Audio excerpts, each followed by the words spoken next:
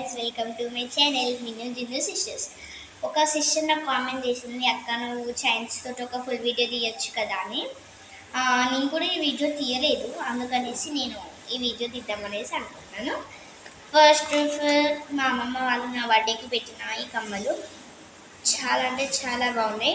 నా చెవులకైతే నాకైతే చాలా నచ్చాయి. ఎలా ఉన్నాయో నాకు తెలియదు కానీ నెక్స్ట్ నేనైతే ఇవి చేయించుకున్నాను. ఇవి నాకు ఫస్ట్ నేను పట్టపులుసులు చేయించుకోవడానికి వెళ్తే ఇవి నాకు నచ్చాయి.